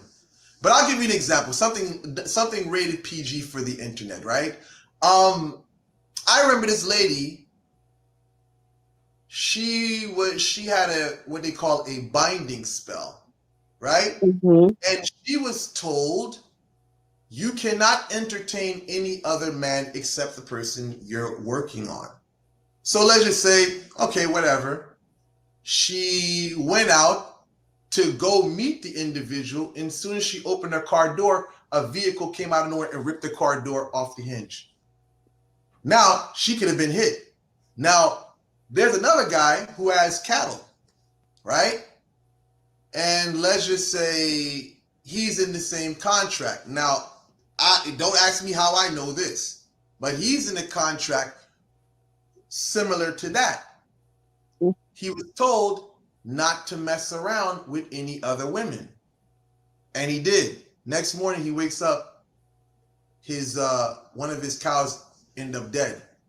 Right? So that's a little rated PG for you. And then on top of that, I'll get a little rated R for you. I remember this lady was trying, now again, don't ask me how I know these stories, but I'll just tell you, there was this lady. I'll give you two stories. There was this lady. Should I give you this one? I got two right now. I remember this lady, she paid someone to break two people up, right? Well, I'll give you three. I'll give you three for the price of one. She paid someone to separate these people. One of the people that were in that separation, well, let's just say the couple, it was a man and a woman. One day, the woman got mad. She picked up her gun and shot the guy in the head. He lived. The woman went to jail or prison. Now, There was another story. There was a lady in Atlanta, right? Let's just say someone paid to do a breakup spell on her and this guy. Let's just say some apparent reason the lady got agitated. She picked up a metal rod and hit the guy in the teeth or in the mouth and knocked all his teeth out, right? Then there was another lady. I remember she was she was dealing with this white man, and the white man was dealing with this black woman, right? And she wanted to separate them. The lady, in a year's time period, she caught cancer and she died. So this is what I say. When you start messing around with this stuff, you want to know what you're getting into, because the consequences can be great. You know what I'm saying? This is not no, dancing around chakra healing stuff. No. Mm-hmm. This shit can really be fucked up. Excuse my language. So you want to know before you do things, what are the outcomes? What are you doing? What are you getting yourself involved in? Because there's rules and regulations in this, and you got to respect the principles. Like we say, faut respecter les principes. You know what? I appreciate that about you, because there are other people on the internet, just taking it, teaching people how to do these things, and they don't tell them the severity or the seriousness of it and the consequence. It was a pleasure to finally get to sit and have a bit of, one-on-one, not really one-on-one, but conversate with you. I hope to talk to you again in the future. I'm actually on a panel co-hosting, but I saw Genesis is in here, and I was like, wow, like I said, I just told her about you this afternoon, and she worked very fast. I'm glad she did. I'm going to go back to the other panel, but thank you for answering my questions. And Genesis, thank you for letting me come in and ask these questions. It's a real pleasure once again, Elmera, and to the brother Scam Chan, you said your name is? Peace to you. All right, everybody. Have a good build. I'm going to be so listen, I have a, well, you know what, Scam Chan, do you have any more questions? Thank you so much, All right, bye. All right, peace. All right. Do you have any more questions? Do you have a question, Scam Chan? Well, the only question I had, I wasn't really bothered by the plants and chemical aspect of it. I'm all about the spiritual part that I don't see evidence for. Mm-hmm. Is there a question though? Well, yeah. I mean, that's the direct question. You're talking about energy this and spirit that and spiritual realm this and that, and all this is all connected. And okay, let me tell you something. See, you are the perfect candidate for someone that's into that lifestyle. See, the thing about you is, listen, to not believe, who the fuck wants you to believe, man? You know what I'm saying? That is, listen, my thing is, you're the perfect candidate. You know what I'm saying? At the end of the day, listen, by you not believing, that's a good thing. You know what I'm saying? See, the thing is, I'm not here to convince anyone, because why would I want to convince someone that this stuff is real? Excuse me, not me. People that's into that type of working. Because everybody knows I'm a Christian. I've never done witchcraft a day in my life. But for people that are into that type of activity, you would be the perfect candidate. You'd be the perfect candidate. You know what I'm saying? Listen, it's great that you don't believe, because this shit is fake. Listen, trust me. Listen, I'm keeping it real with you. Scam. This stuff is fake. It's not real. It's not. You know what I'm saying? It's not real. You know what I'm saying? It's not real. Listen, it's not real. See, I would just say, in my world, listen, you're better off not believing.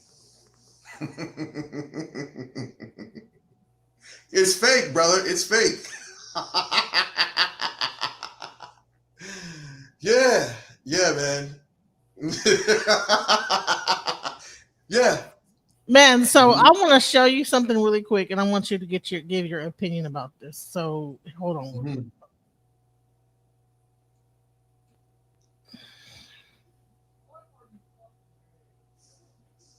Right. So what do you think about this? Right.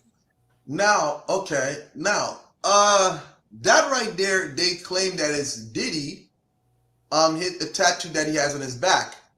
That would be, some people said Ezeli Dontor, some people said Ezeli Mapiyang. I mean, listen, it tells you everything right there.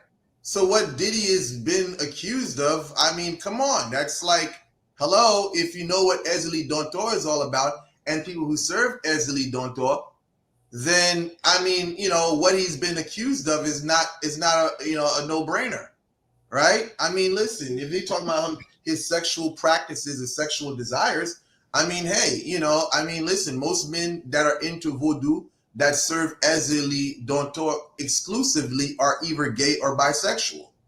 Really? Yeah. I thought that Ezeli Dontor was Oshun, and No. What is the difference between Ezeli Dontor and Oshun? Ezeli Dontor is one of those spirits that fall into the Pitwo kingdom, right? That is a very powerful spirit that can be a good motherly spirit. She can be all the above. She can be your girlfriend. She can be your wife. She can be your mother. But just don't get on her bad side. She'll protect your children. She'll protect you. But don't cross her. Because all that protection that she gives you, she can take it back from you. Let's just say it's like checking in with certain gangs, right? The thing is, if you don't pay your dues, I mean, listen, they're going to say to you, well, we're not responsible for what happens to you, right? So you should be able to read between the lines there. That's how Ezeli Dontor functions. If you make an agreement with her, and let's just say you don't fulfill your side of the bargain, I mean, whatever you get is whatever you get. It's like she's not responsible for what happens to you. And you can read between the lines of what I'm saying to you. I'll give you an example. Years ago, there was this lady who got a connection to Dontor, right? So she had a contract with Ezeli Dontor, right? She had to do this for X amount of days, and she chose not to. So let's just say she went a couple of weeks, she was serving, and she got relaxed. Well, both her and her friend were in a very dangerous car accident. I think her friend broke her leg. Her head went through the windshield, and she was bleeding crazy. So, yeah, she just stopped her service. And, you know, again, Ezeli Dontor is not responsible for what happens to you, right? Mm-hmm. So when you get into, okay, so now let's get into some weird stuff. So when you have a person like, because what it sounds like to me, they were mixing a bit of voodoo, because I think that Puffy is Haitian. Is he Haitian? I have no idea. I know there's like he was dealing with Haitian Jack, and I don't know why he would have. Yes. That's what has been said. There would be no reason why he would have a big old tattoo of that on his back unless he knew what he was doing. There's no way that you would do that, right? So he has to have some connection to the voodoo practice. But there's also a practice when it comes down to Aleister Crowley. And then that's why I was talking about sex magic, right? Now, Aleister Crowley and his people understood this thing about sex magic. And well, let me say something about sex magic. I would say this. What you think of as sex magic is not what I think of when it comes to sex magic. Because when people are doing sex magic, well, what you call sex magic in my culture is never for anything of, oh, I'm having sex with you and I'm concentrating on this or reaching my highest level of spirituality. Fuck no. It's, bitch, you're going to suck my dick and I'm going to do what the fuck you asked me to do. That's what sex magic is in your culture? Like, that's what it is? I'm just saying. When you Isn't that what he been doing though? And isn't that what Aleister Crowley was doing? If you're in the game of, let's just say, evil doing, I'm just saying you're going to have some people that's like that operate like that. You know what I'm saying? It's like, you're going to give me this. If you ain't got this type of money for me, then, you know, just like a typical drug dealer, you know what I'm saying? Then it's like that and shit get done. I'm just saying, if you want me to keep it real, Port-au-Prince real with you, That's how it is. So when you speak of sex magic, I can only think of it in that terms of how we, in my culture, how we know it as. But it's never okay, for so if you're anything thinking physical. about that, what he was doing, right? What he's doing is throwing these parties, and he's bringing in kids and bringing in like prostitutes. Now I don't. Now that aspect, we don't. That aspect, that's probably. I don't know how deep that goes with him, but I know within my culture, when we talk about stuff, it's usually in exchange. It's never for any type of I'm doing this for a spirit or anything like that. Not to say that it's not possible, but usually, I mean, that's usually how people indulge into such practice. So almost like they were like being swingers and just being freaky. Ooh, but okay, so what about a situation with Aleister Crowley where they would intentionally like? Are you aware of Aleister Crowley and his whole thing where they would be able to mix certain things together, like yeah. So do you know what they were doing? That's like that's European occultism.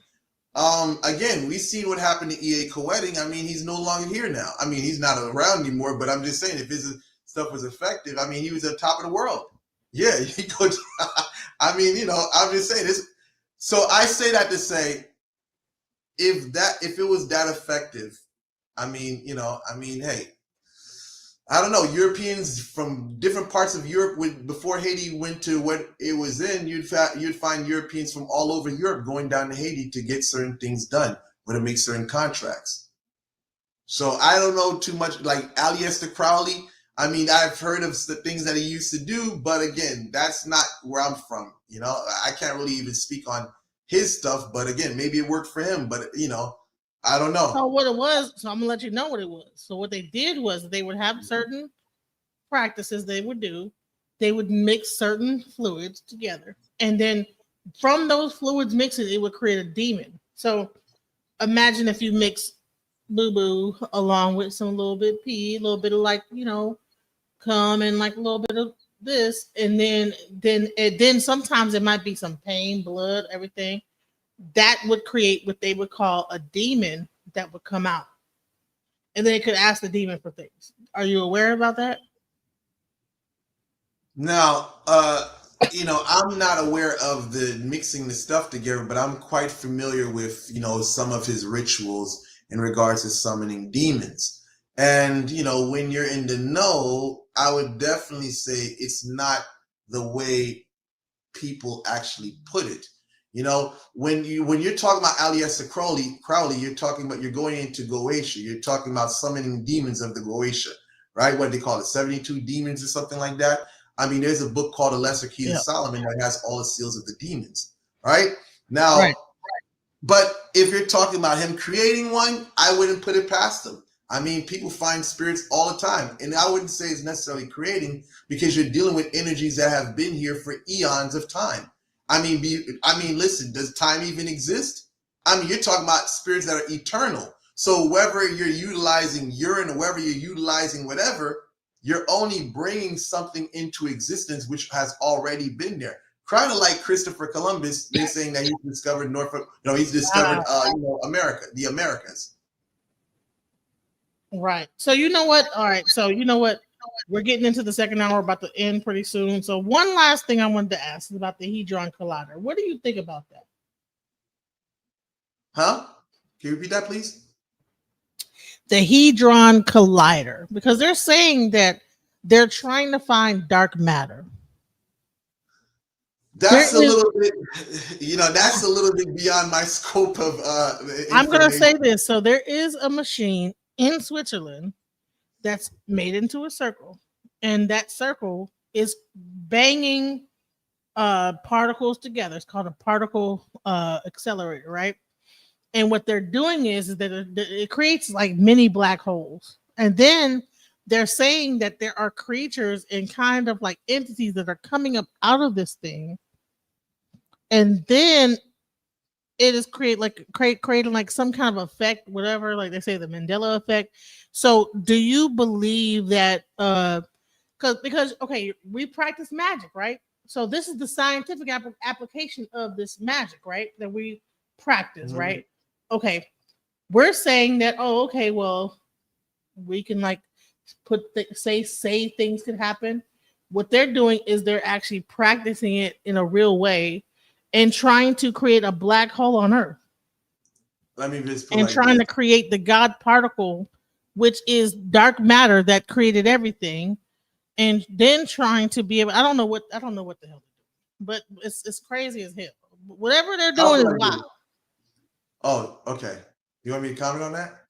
Yeah, because bottom line, this is like the physical. Because we have a person right here, Scam Chan, right, who is about practicality, right, about what's real. So you're talking about the esoteric, about how things can come into play.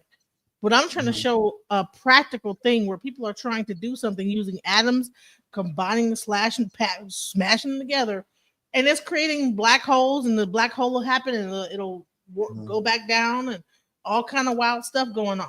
So I'm gonna tell you one thing. Yeah. Well, I'll say this: if blanc, right? You know, I'm not gonna say it in English. I'll just use the word blanc, right? You know what blanco means in Spanish, right? You know what blanco means in Spanish? What? Black, white? It means right. So there it goes. Blanc. So whenever we talk about specific people, right? We call them blanc, right? So blanc to us, he doesn't know nothing about spirituality, and he never will, right?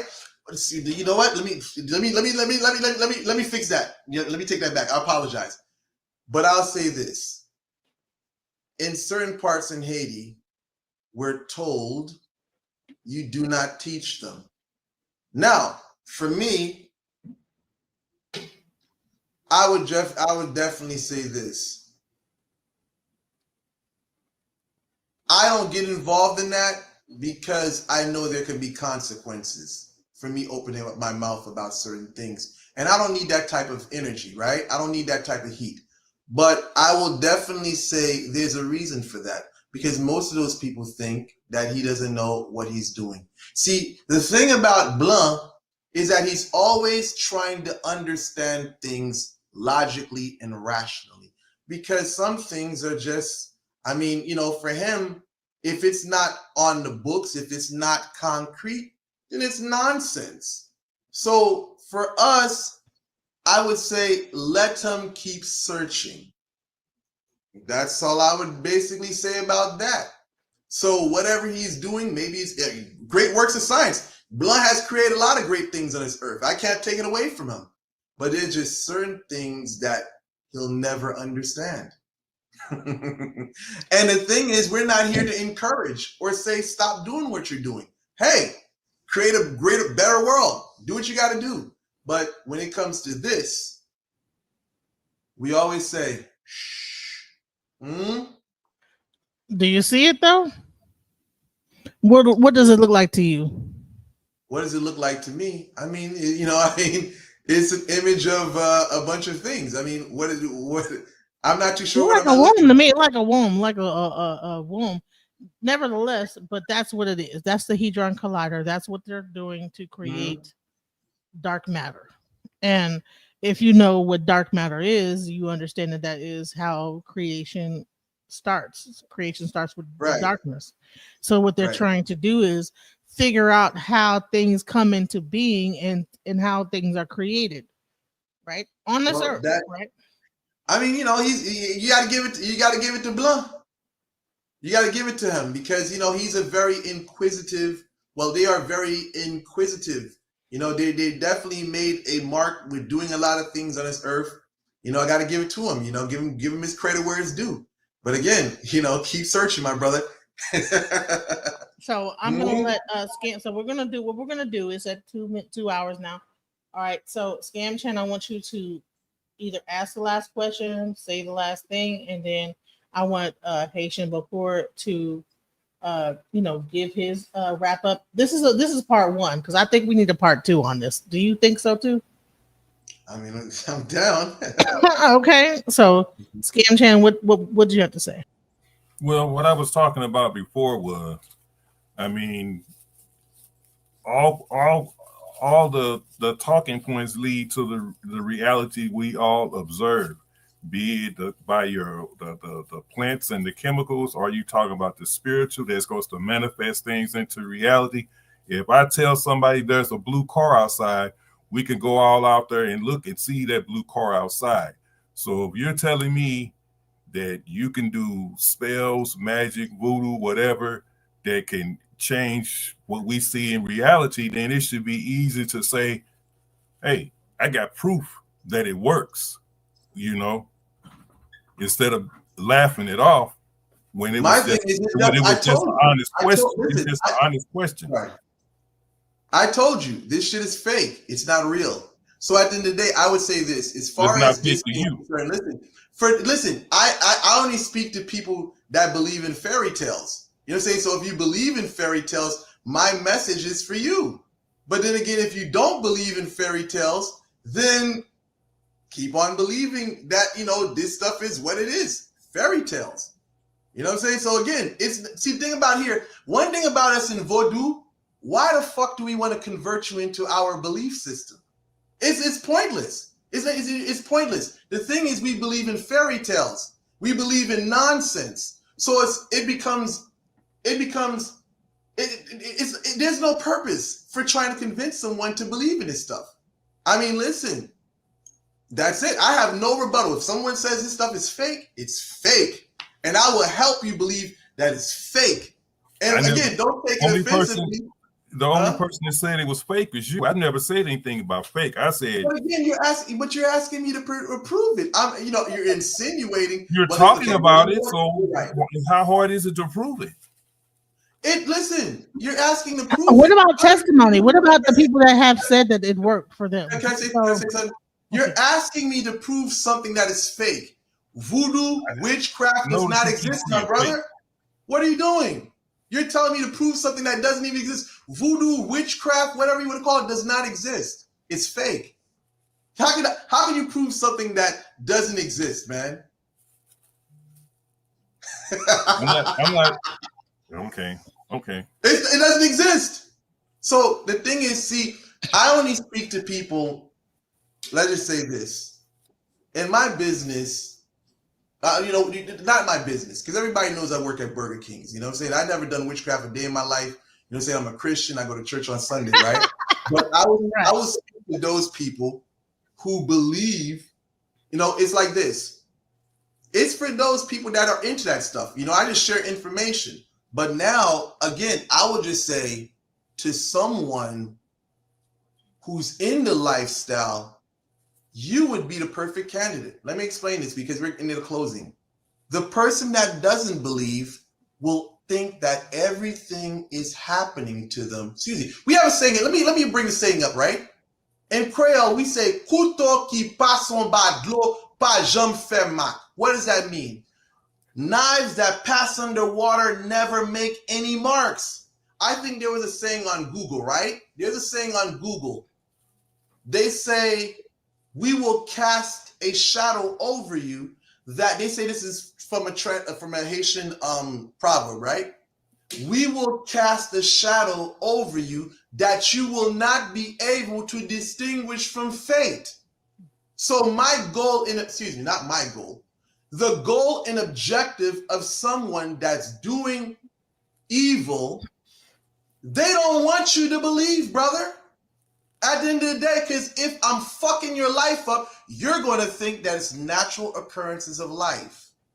That person takes their $10,000 and go about their business. I mean, hey, customer satisfied. You think, oh, I'm going to the doctor. Oh my God, I got to go do this. Oh my God, I go outside. That happens here. At the end of the day, why the fuck would anyone want to make you believe anything? No, we need you dumb. We need you stupid. Because now you're going to think that everything that's happened to you is fucking natural. So there's no reason for me to prove anything to you, my brother.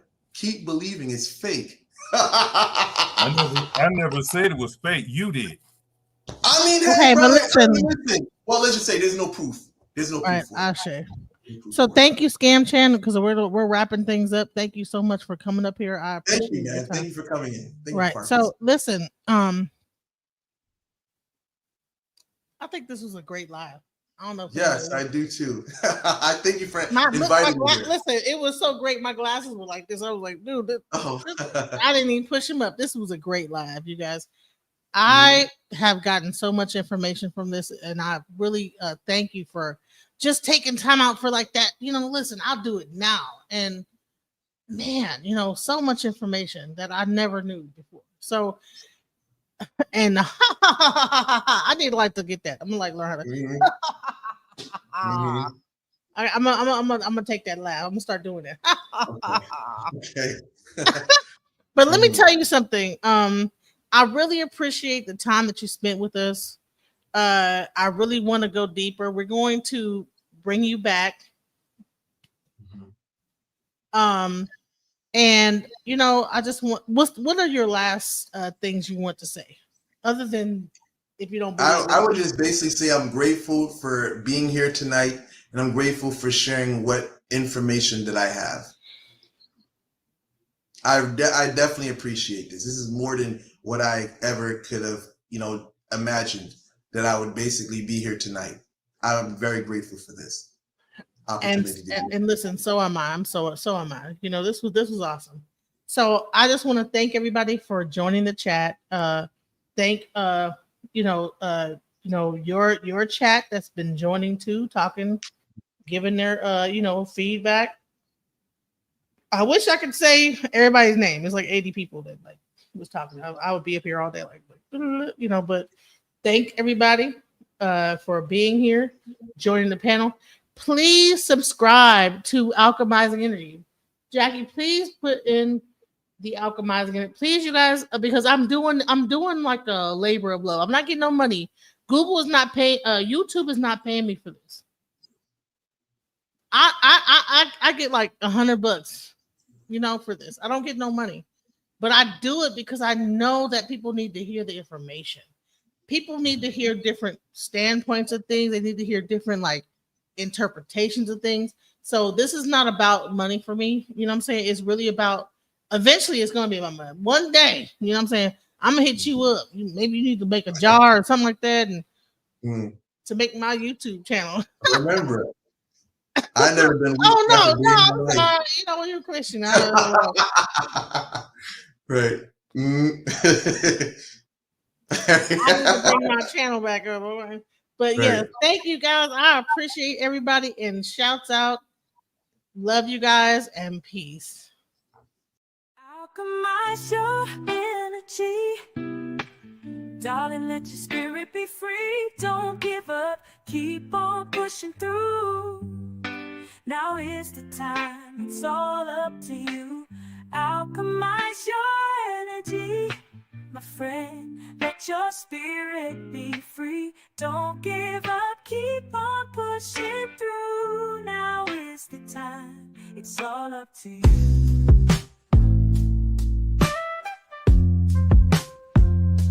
No matter the storm, but over tragedy. No matter the storm, but over tragedy. No matter the storm, we will always take flight. Keep on pushing through the darkness of night. There's no limit, let's reach for the sky. Shine so bright, from darkness to light.